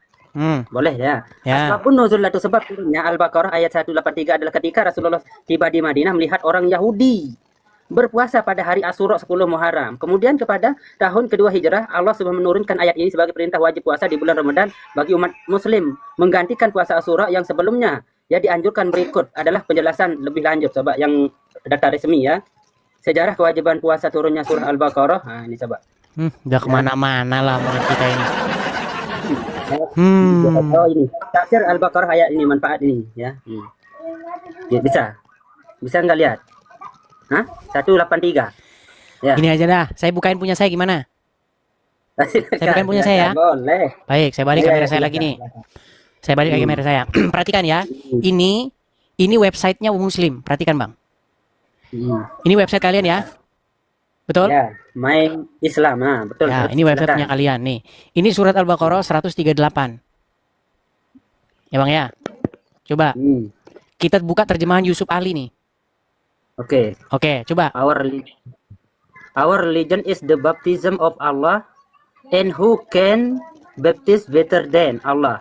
And it is He whom we worship. Nah, jadi kalau diterjemahkan ya, agama kita adalah baptisan dari Allah. Dan siapakah yang dapat membaptis yang lebih baik daripada Allah? Terus? Jadi umat Islam disuruh dibaptis nggak? Tidak ada perintahnya di sana, tidak ada. Nih ya. Bang, itu tidak ada perintah. Coba our religion apa bahasa Inggris? Bang, coba our religion apa bahasa Inggrisnya? Artinya apa? Agama kita. Agama kita adalah apa? Agama kita adalah baptisan dari Allah. Nah, agama kita adalah baptisan dari Allah. Siapakah yang dapat membaptis lebih baik daripada Allah? Betul. Terus? Siapakah yang dapat membaptis lebih baik dari Allah? Berarti Allah membaptis nggak? Tidak, itu artinya dan barang siapa yang bisa. Berat sudah. Makanya Bang, kalian itu disuruh dibaptis Bang. Sungguh nekat yang nyata mereka ini. Surat Al-Baqarah ayat 183, saya ya gini. Ini mau dibaca Al-Qur'annya. Ini panjang penjelasannya. Artinya Ibnu Jarir meriwayatkan dari Muaz ya bin Jabal, ia berkata ketika Rasulullah SAW tiba di kota Madinah, ia puasa pada hari Asyura. Kemudian, kita lanjut ya. Orang diperbolehkan untuk memilih berpuasa atau berbuka dan memberi makan ya orang miskin setelah Allah mewajibkan puasa ya kepada kita orang-orang yang sehat dan mukmin, dia tetap berkewajiban memberi makan. Itu tadi Al-Baqarah ayat berapa ya? 183. Orang Anda sendiri aja bingung. Enggak, tadi tuh ini 183 kan? Itu kecil awal. 138 Bang, 138 bukan 183. Oh ya, pantesan. Iya, pantesan Anda merasa bahwa Anda benar. Iya, sorry tadi tuh ya. Makanya, ini ya. Sedangkan Anda saja sadar kalau penjelasan Anda nggak nyambung. Gimana? Makanya Anda ngeyel tidak dibaptis. Orang yang Anda baca 183 kok. Dulu ya. Dulu makanya. Ya. Asbabun nuzul ini ya, asbabun nuzul ya. Nah, ya Zuhaili dalam tafsir Munirnya memaparkan riwayat dari Ibnu Abbas ya mengenai diturunkan ayat 183 ini. Berikut adalah paparan riwayatnya ya. Nah, Ibnu Abbas apabila seorang di antara kaum Nasrani ini kan melahirkan anak 7 hari kemudian mereka mencelup ya. Kata mencelup itu siko itu. Kata mencelup itu ya, siko. Benar. Tapi ini orang siapa ini? Ini siapa Nasrani. ini? Iya benar. Itu di dalam air yang disebut Al-Ma'mudi. Air baptis ya, itu Al-Ma'mudi kalau di dalam Nasraninya. Dengan maksud menyucikan anak itu. Mereka berkata air ini dapat menyucikan sebagai ganti khitan. Kalau mereka sudah melakukan ini anak itu telah benar-benar menjadi seorang Nasrani ya. Kemudian Allah selalu menurunkan ayat ini. Nah, itulah sebabnya sibgoh ini diturunkan surah 130. Iya, berarti Allah pengen tiru-tiru baptis. Terus baptisan Allah kayak gimana? Ya sudah, saya tanya, baptisan Allah kayak gimana? Oke, tidak ada orang yang berbunyi baptisan Allah. Itu kan baptisan Nasrani. Itu kan baptisan Nasrani. Baptisan Allah gimana? Baptisannya Allah itu adalah khitan. Contoh seperti ini khitan. Baptisan ya, Allah khitan. Sebagai kaki ini. Berat. Ya, kamu belajar dulu lah sana. Kamu belajar dulu. Muhammad, saya ngomong sama kamu. Baptisan Allah khitan dari mana? Baptisan Allah khitan. Baik teman-teman yang terkasih dalam Tuhan Yesus Kristus, apa tanggapan teman-teman ketika mendengarkan diskusi atau debat dari awal hingga akhir teman-teman? Berikanlah tanggapan teman-teman di kolom komentar dan sama-sama kita dapat belajar bersama supaya ada banyak orang yang dicerdaskan, yang mengerti bahwa kebenaran yang sejati itu ada dan pasti kebenaran itu mengalahkan ketidakbenaran. Kebenaran itu pasti mengalahkan hal-hal yang kamuflase. Terang itu pasti mengalahkan kegelapan. Kegelapan tidak mungkin bisa mengalahkan terang. Tentu terang di dalam Yesus Kristus. Teman-teman terkasih, kita harus bangga. Ya, kita harus bangga bahwa para polemikus Islam mesti belajar Quran, kitab sucinya, dan mendengarkan para pendahulunya. Bahkan kalau kita boleh jujur, mereka harus mengikuti Sang Baginda sebagai tauladan yang harus diikuti. Semua kehidupan Sang Baginda mesti diikuti mereka, seharusnya begitu. Mulai dari dia belajar atau menyampaikan isi Quran, atau juga mempraktekkan seluruh isi Quran, dan bahkan apa yang ditulis dalam hadis-hadis, bagaimana moralnya, bagaimana dia pernikahannya, semua harus diikuti, karena itu bagian yang tidak bisa dilepaskan daripada umat muslim. Tetapi alangkah sangat disayangkan bahwa mereka tidak siap dengan semua itu. Mereka hanya mencari hal-hal yang cocok. Kalau nggak cocok, ya dibuatlah berita, oh itu hadis doib dan lain sebagainya. Nah, notabene teman-teman, ketika sang apologetik Kristen yang menurut pengakuannya itu dia sudah 13 tahun mempelajari Quran, ya saya itu luar biasa. Kalau 13 tahun berarti kita bayangkan itu hampir tamatlah dia SMP belajar Quran, membaca, dan mungkin kalau itu benar berarti dia lebih tajam dan lebih intens membaca Quran, begitu ya. Tapi itu kan pengakuannya. Tapi boleh teman-teman pertimbangkan melalui apa yang ia sampaikan ketika berdebat atau berdiskusi dengan para polemikus, para ustadz. Bahkan dia dengan berani terang-terangan mengundang Ustadz Abdul Somad, Ustadz Adi Hidayat, dan ustadz-ustadz lain untuk masuk berdebat dengan dia. Ya, itu dirinya, artinya dia sudah memiliki persiapan yang sangat begitu matang, baik berupa pertanyaan-pertanyaan yang mesti ditanya kepada ustadz-ustadz yang notabene itu di Indonesia sangat digemari oleh banyak orang. Bahkan ustadz sekelas Juma aja minggir, ya kan? Nah, teman-teman, saat berbicara tentang Alkitab, mereka ini kan sangat begitu bebas. Tetapi saat berbicara tentang Al-Quran, mereka itu pasti kepanasan. Saat berbicara Alkitab atau kekristenan, maka itu disebut dakwah bagi mereka. Tetapi saat berbicara tentang Islam atau Quran dan hadis, maka itu penistaan bagi orang Kristen.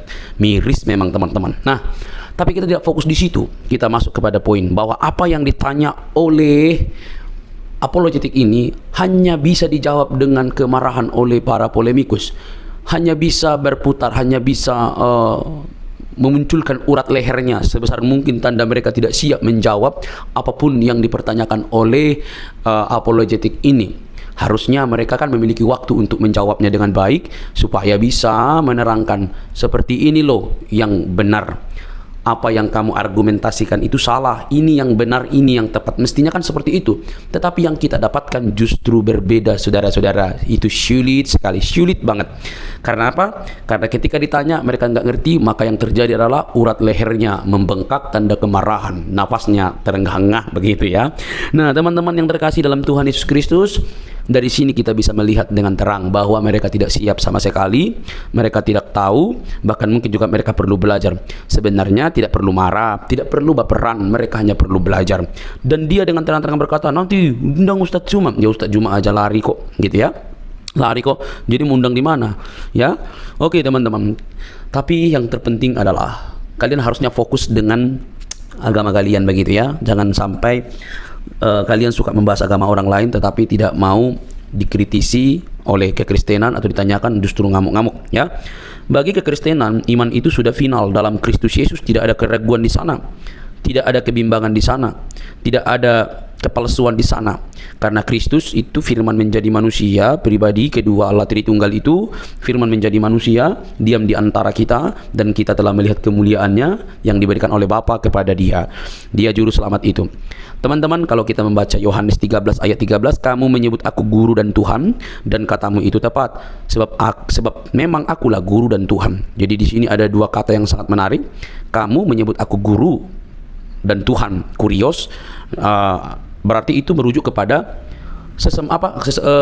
pencipta. Dia pencipta. Dia yang dihormati, dia yang ditinggikan begitu ya.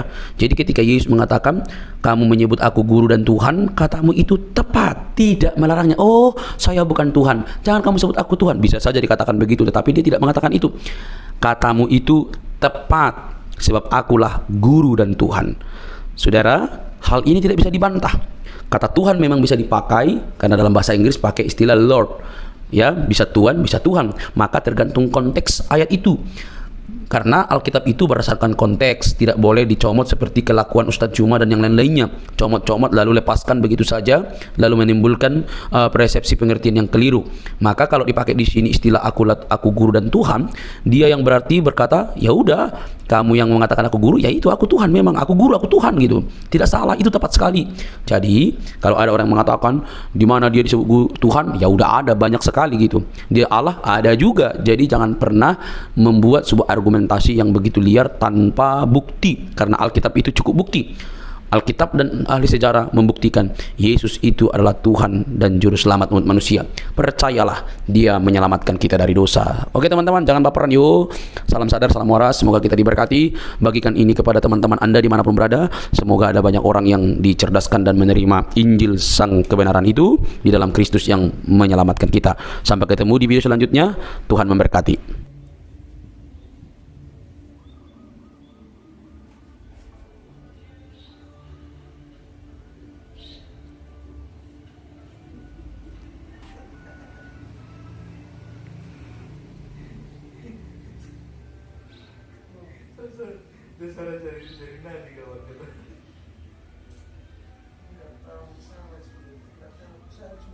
Saya mau ketawa, tapi kan